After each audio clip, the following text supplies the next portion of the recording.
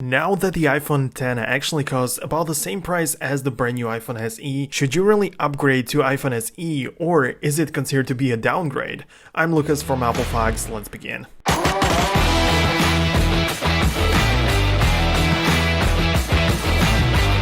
I don't really think there is a need to actually recap what the iPhone SE is all about. You probably know everything what's going on. If not, then you can catch up on my iPhone SE playlist if you want. But the thing is that people are really considering this option right now, because the situation right now is a little bit unusual since an older looking iPhone has better and more advanced chip, and that means faster performance and 2 additional years of software support, and this seems to be kind of important for many people, and that is why people are deciding between these two phones. And perhaps if they already have the iPhone X, some people are even deciding to get the iPhone SE. But I'm going to list all of the pros and cons of these devices at the end of this video, so make sure to watch till the end. But now, is it an upgrade or a downgrade?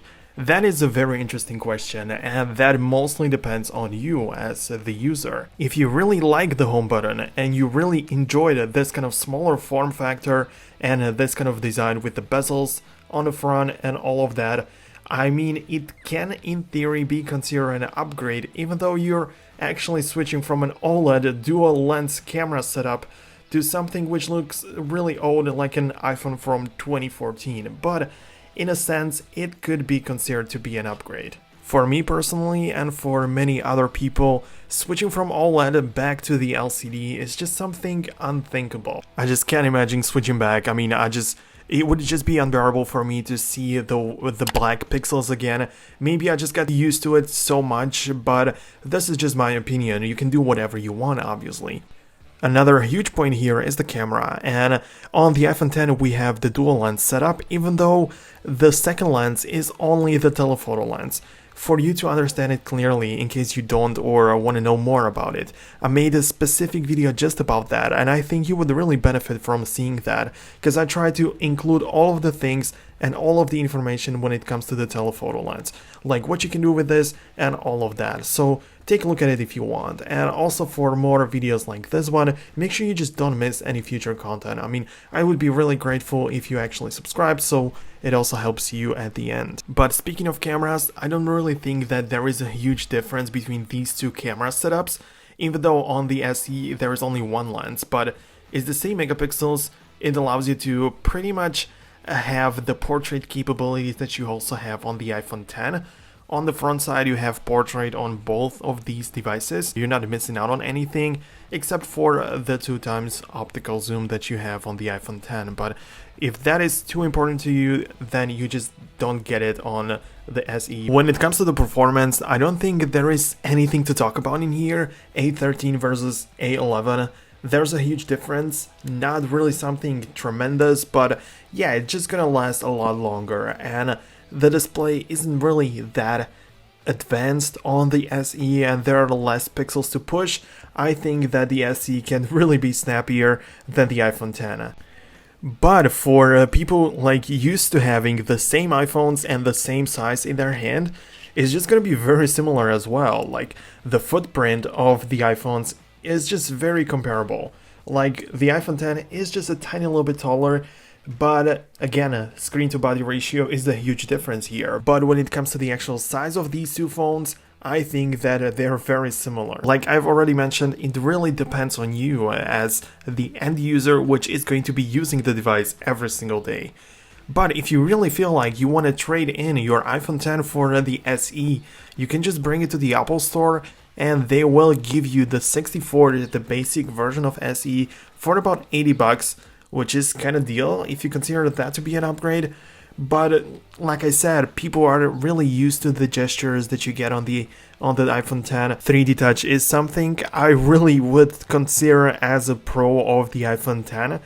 It's one of the last iPhones to ever feature that, so I would rather keep the iPhone X just because it has the 3D Touch. Like, you may disagree with me if you want. I mean, there are plenty of people that don't care about the 3D versus haptic touch thing, but for me it's kind of important. I think that the 3D Touch is superior, but keep in mind that we are still talking about the same price point, but only when it comes to the used iPhone 10. If you want to buy the SE, you can get it brand new for $400, but if you plan on getting the iPhone 10 right now as a brand new one, that one can cost you up to $600, like depending on where you get it, but you're not able to get it on the Apple Store anymore. When it comes to the biometrics and security, we have Touch ID versus Face ID. The very first generation of Face ID versus the most advanced version of Touch ID. I personally haven't heard anyone saying that they miss home button on their iPhone since they switched to a new design of iPhones, but what I've heard a couple of times was that Touch ID is faster, it's more usable. We're coming to the same conclusions once again, that it depends on you. So for some people, the Touch ID is just more useful. You don't have to look at the phone, you can unlock it very easily when it lays flat on a table. You don't have to pick it up to point it at you. You don't have to worry about wearing face mask, which is kind of usual nowadays.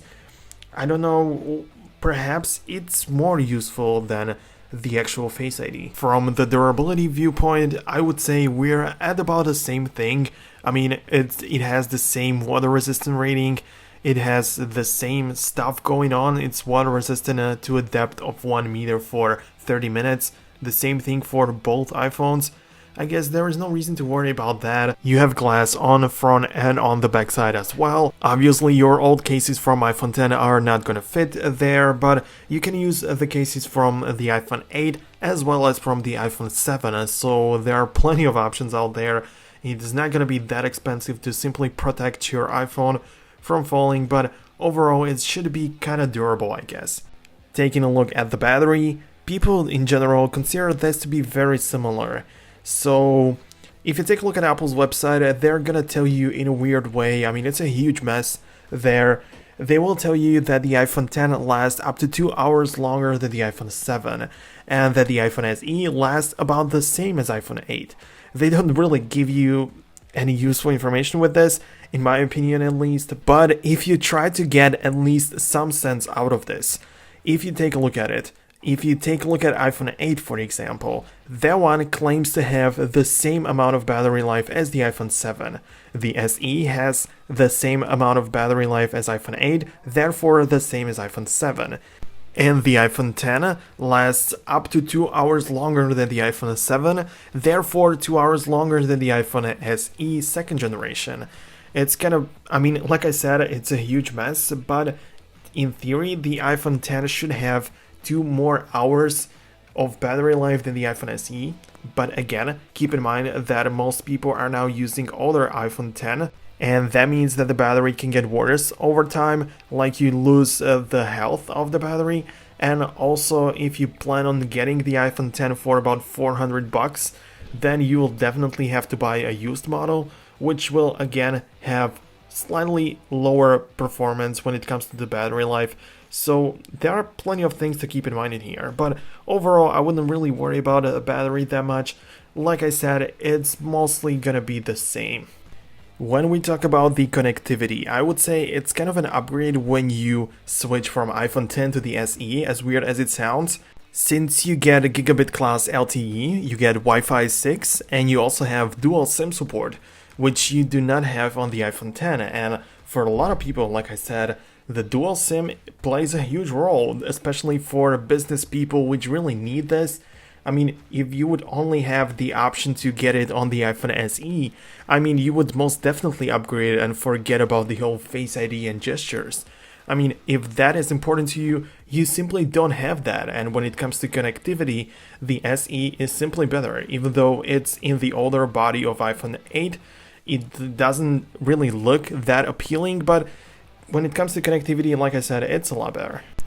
But you still can't overlook things like screen, which would be a huge downgrade when you would switch to the iPhone SE. Like, switching from OLED to LCD is, like I said, not really a thing for me. You also lack 3D touch.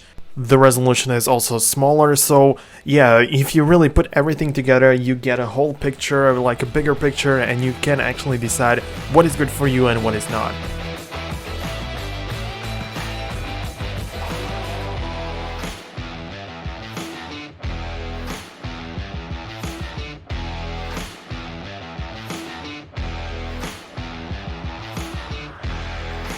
This is the end of this video. I hope you enjoyed it and found it useful. For more content like this, make sure you subscribe and also stay tuned for more videos like this one in the future. Stay safe. See you guys later in the next videos. Peace out.